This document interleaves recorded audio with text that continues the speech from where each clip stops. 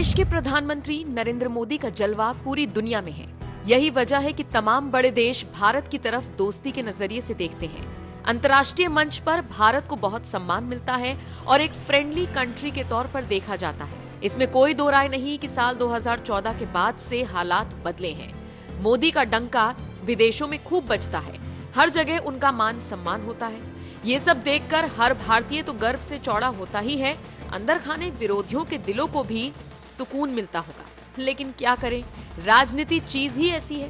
अब चूंकि पीएम मोदी या फिर बीजेपी प्रतिद्वंदी है, इसलिए विरोधी मोदी की तारीफ करने के बजाय उनमें कमियां ढूंढते हैं। उनके विदेशी दौरों पर सवाल उठाते हैं, खर्चे पर सवाल उठाते हैं, अपने स्तर को नीचे गिराते हुए उनके कपड़ों तक पर उंगलियां उठा देते हैं, बिना ये सोचे कि वो खुद 41,000 की टी शर्ट पहन रही हैं। आप समझ गए होंगे हम किसकी बात कर रहे हैं। अब समझ गए हैं तो चलिए आगे बढ़ते हैं और आपको बताते हैं कैसे अब एक कांग्रेसी मुख्यमंत्री पीएम मोदी का फैन हो गया।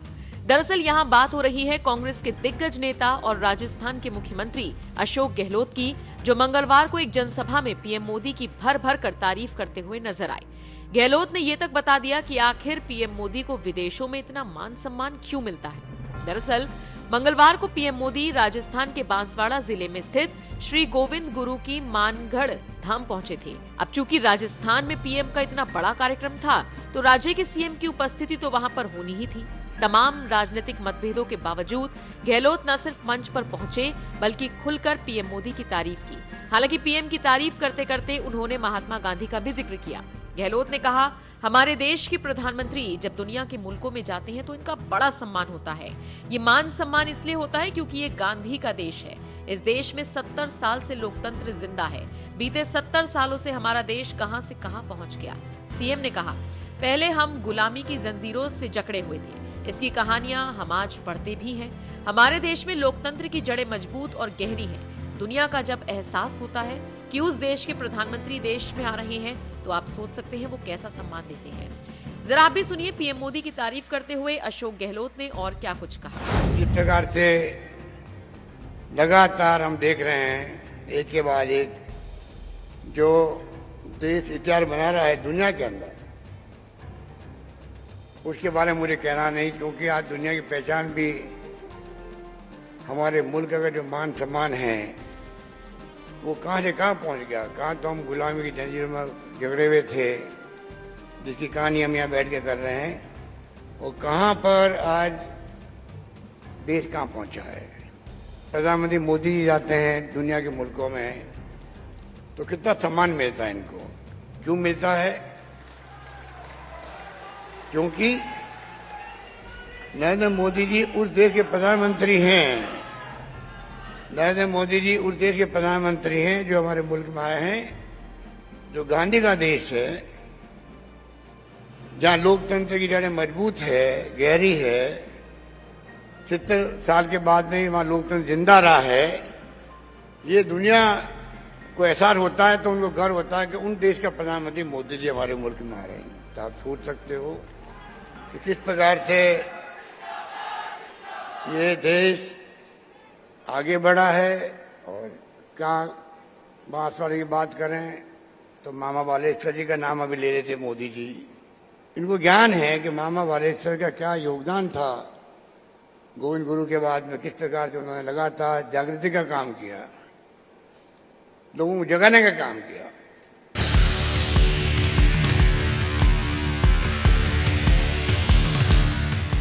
गहलोत के इस बयान की चर्चा पूरी कांग्रेस कर रही है। दबी जुबानों में बातें हो रही हैं कि राहुल गांधी को अशोक गहलोत का ये अंदाज पसंद नहीं आया। खैर, अब अशोक गहलोत का बयान तो आपने सुना, अब जरा सुनिए पीएम मोदी इसी मंच से अशोक गहलोत के लिए कैसे मीठी वाणी बोलते हुए नजर आए। मुख्यमंत्री के नाते अशोक जी और हम साथ साथ काम करते रहे, और अशोक जी हमारी जो मुख्यमंत्रियों की जमात थी उसमें सबसे सीनियर थे, सबसे सीनियर मुख्यमंत्रियों में है। और अभी भी हम जो मंच पे बैठे हैं उसमें भी अशोक जी सीनियर मुख्यमंत्रियों में से एक है। तो उनका यहां आना, इस कार्यक्रम में उपस्थित रहना, साथियों, आजादी के अमृत महोत्सव में हम सभी का मानगढ़ धाम आना ये हम सबके लिए प्रेरक है, हमारे लिए सुखद है। मानगढ़ धाम जनजातीय वीर वीरांगनाओं के तप, त्याग, तपस्या और देशभक्ति का प्रतिबिंब है। ये राजस्थान, गुजरात, मध्य प्रदेश और महाराष्ट्र के लोगों की साझी विरासत है। परसों यानी 30 अक्टूबर को गोविंद गुरु जी की पुण्यतिथि थी। मैं सभी देशवासियों की तरफ से गोविंद गुरु जी को पुनः श्रद्धांजलि अर्पित करता हूं। मैं गोविंद गुरु जी की तप तपस्या, उनके विचारों और आदर्शों को प्रणाम करता हूं। भाई और बहनों, गुजरात का मुख्यमंत्री रहते हुए मानगढ़ का जो क्षेत्र गुजरात में पड़ता है, मुझे उसकी सेवा का सौभाग्य मिला था। उसी क्षेत्र में गोविंद गुरु ने अपने जीवन के अंतिम वर्ष भी बिताए थे। उनकी ऊर्जा, उनकी शिक्षाएं आज भी इस मिट्टी में महसूस की जा रही हैं। मैं विशेष रूप से हमारे कटारा कनकमल जी का और यहां के समाज का भी आज सर झुका करके नमन करना चाहता हूं। जब मैं पहले आता था, एक पूरा वीरान क्षेत्र था और मैंने आग्रह किया था वन महोत्सव के द्वारा। आज मुझे इतना संतोष हुआ, चारों तरफ मुझे हरियाली नजर आ रही है। आपने पूरे श्रद्धाभाव से वन विकास के लिए जो काम किया है, इस क्षेत्र को जिस प्रकार से हरा भरा बना दिया है, मैं इसके लिए यहां के सभी साथियों का हृदय से आज मैं अभिनंदन करता हूं।